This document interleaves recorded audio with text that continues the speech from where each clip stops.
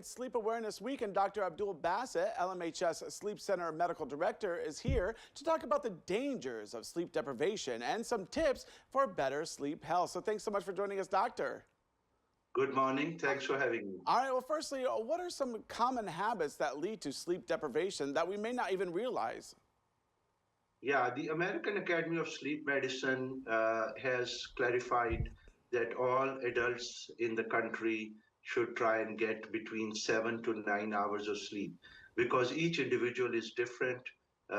Some people need more, some people need less.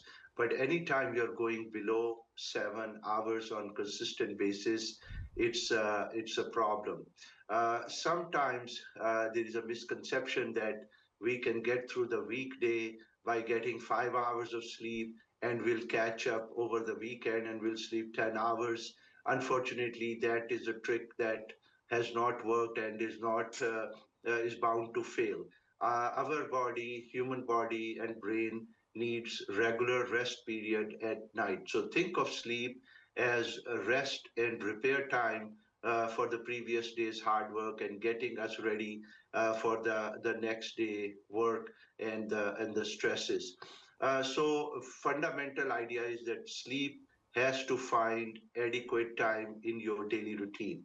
If you plan activities towards the end of the day that are highly stressful and taxing and demanding on your brain activity, or for that matter, if you engage in a very vigorous type of exercise routine very close to bedtime, then that will not be a good outcome of that. So we have to allow our internal rhythms to take place. When the sun comes out, that stimulates our brain, and that in turn stimulates our body to go on and do the things we have to do.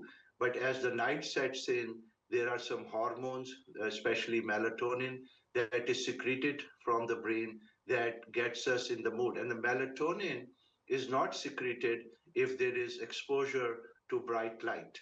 And that can include blue light that comes from our smart devices like iPhones or iPads.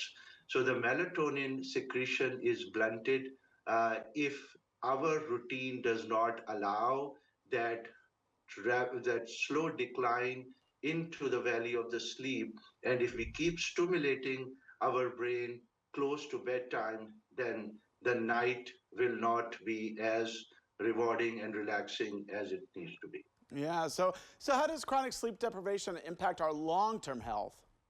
Yeah, so sleep deprivation has been studied very well for short-term sleep deprivation, long-term sleep deprivation. The effects on human physiology are very drastic and very palpable.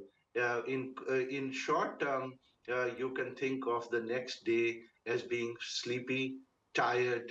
The heart rate is going up because sympathetic discharge, your blood pressure is up, you're not relaxed, and you're trying to get through the day. So the attention, concentration, all of that declines very rapidly if even we are deprived one night of sleep uh, or we don't get enough sleep on a nightly regular basis.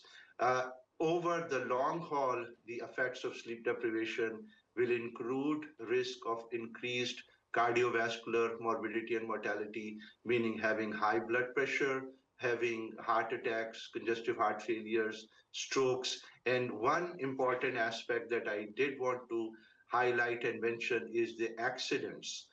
Sleep deprivation, we all hear when there is a daylight saving time, our routines are maladjusted overnight, that there's a lot of accidents on the road because we are not ready to get up and be attentive when we're driving.